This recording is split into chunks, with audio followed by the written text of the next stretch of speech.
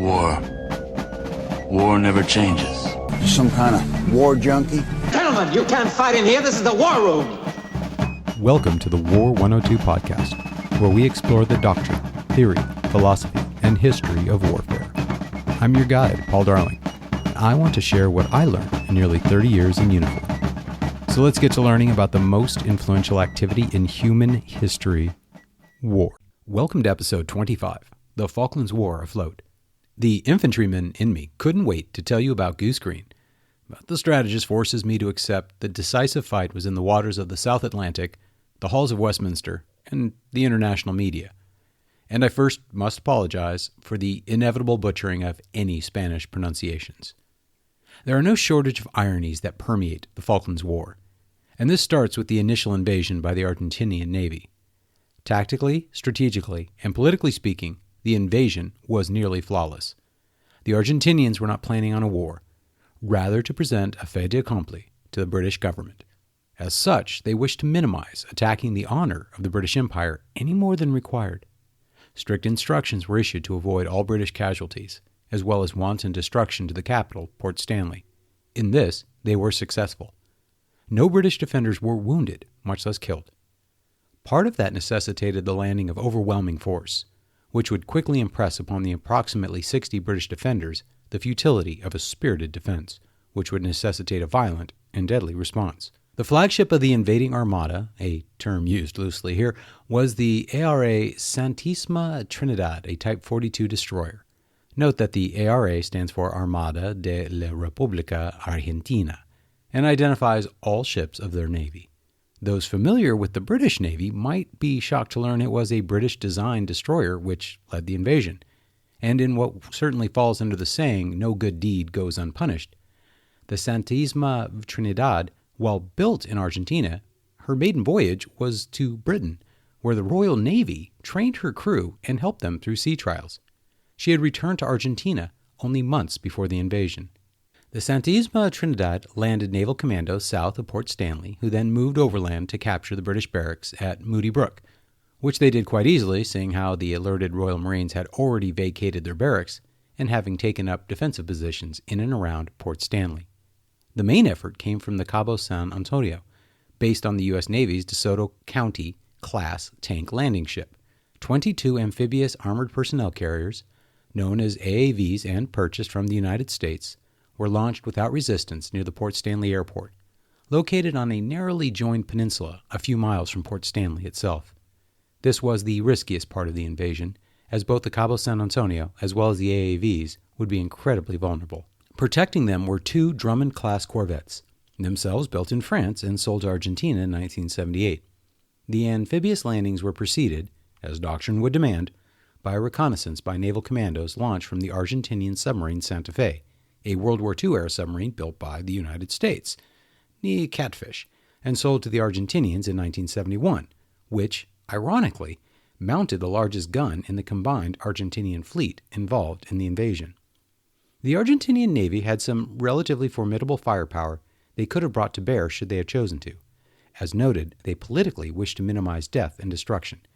Part of what allowed them to do so was the obvious superiority of the forces versus the defending British.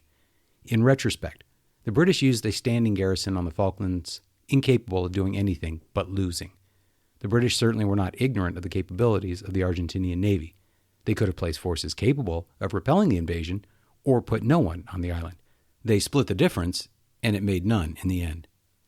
After the successful invasion, the ships returned home, and the initial invading forces replaced by Argentinian Army forces transferred from the Argentinian aircraft carrier, which took no part in the invasion. The soldiers, largely draftees, dug in to await the unknown response, if any, from Great Britain.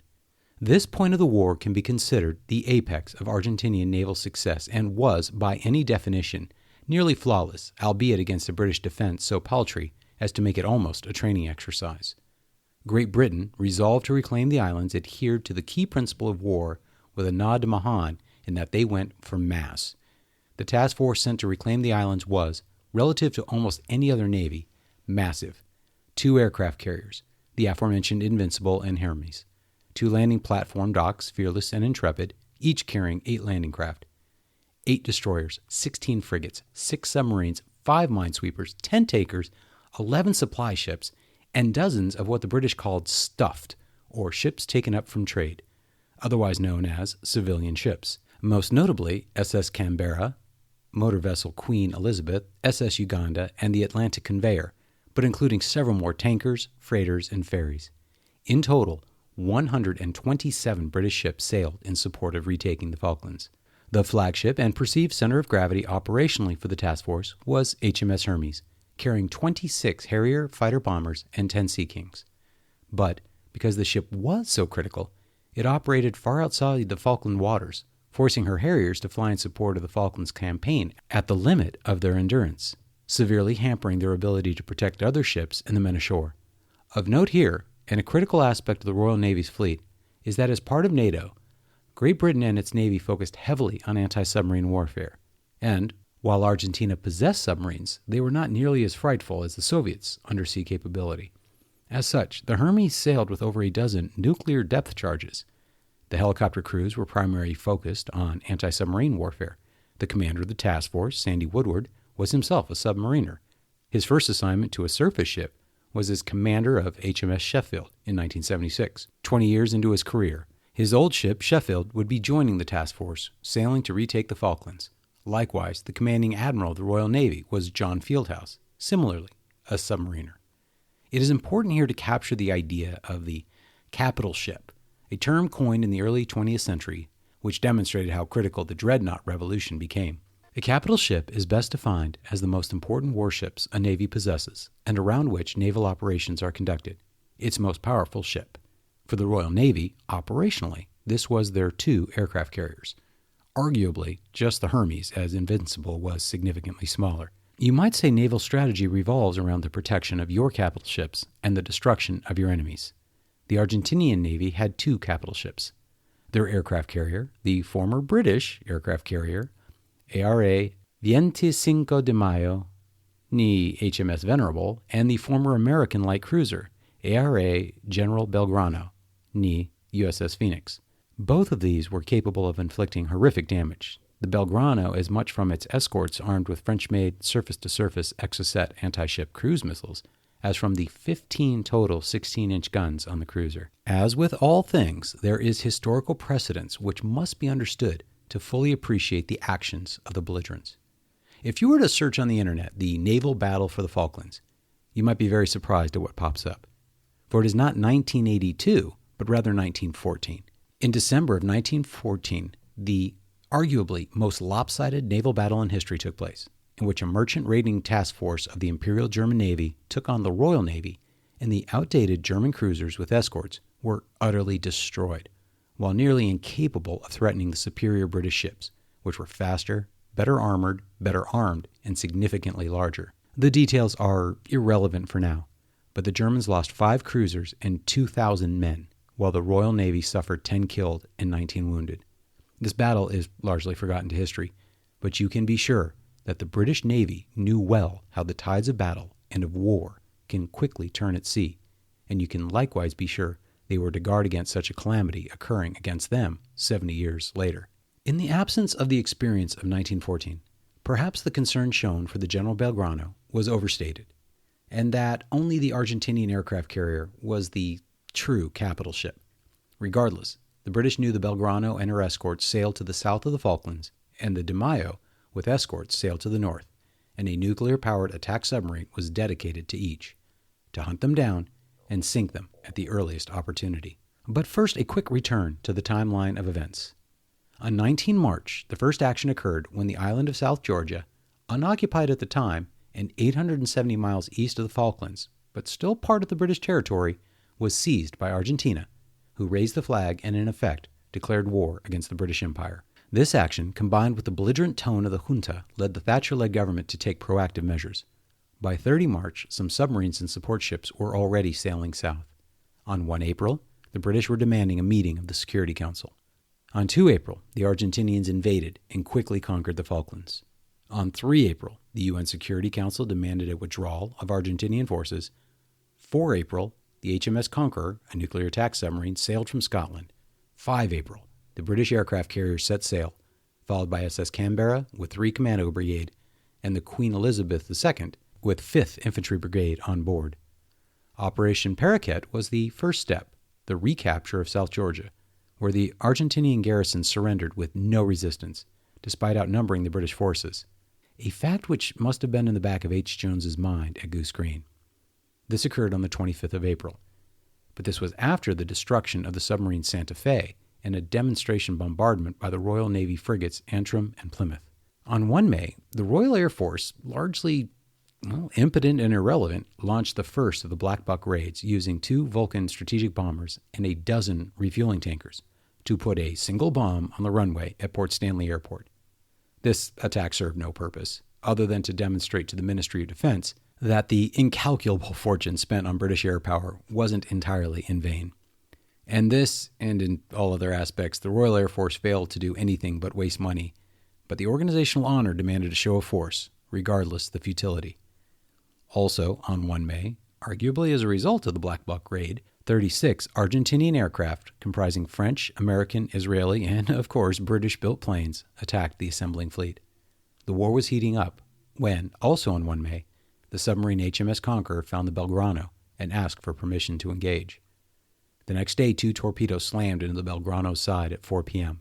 20 minutes later, Belgrano's captain, Hector Bonzo, gave the order to abandon ship, leaving behind 323 dead as the ship settled to the bottom later that night.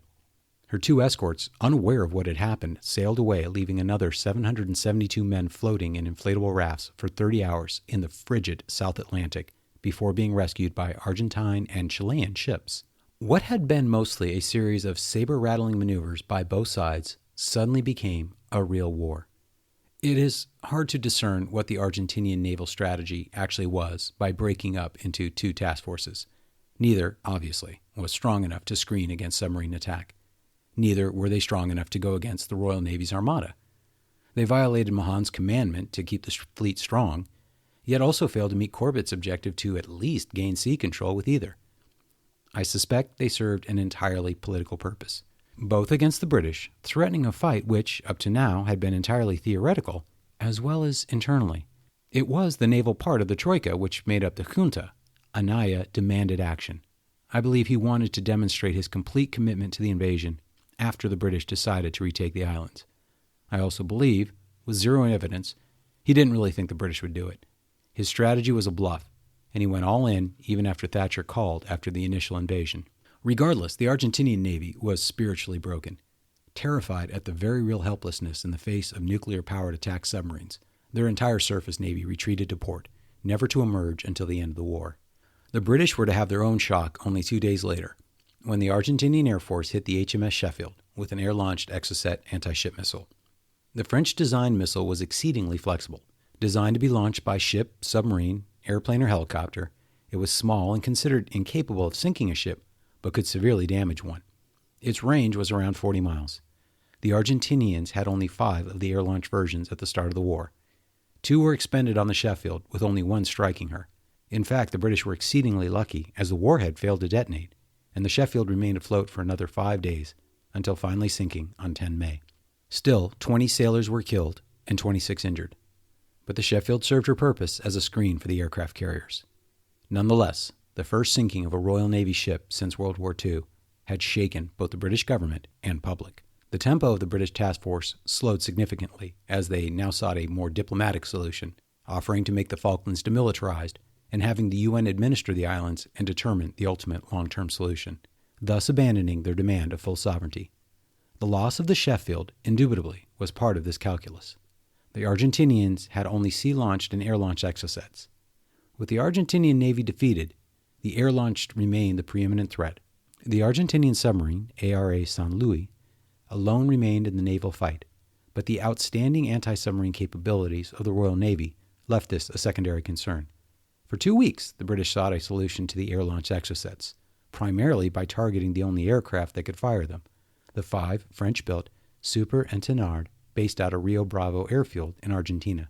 These highly audacious plans, focusing on SAS and SPS forces destroying them on the ground and on Argentinian territory, were abandoned, and the British government, rebuffed at peace and politically incapable of retreat or surrender, determined to drive on with the military reconquest of the Falklands, which we will discuss next week.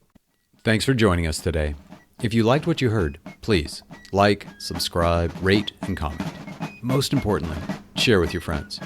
Join the conversation at the War 102 subreddit, and check out the War 102 Buzzsprout website for links to more information and supporting videos. Send me an email at war102podcast@gmail.com. I look forward to your comments and hope you join us again next week. See you then.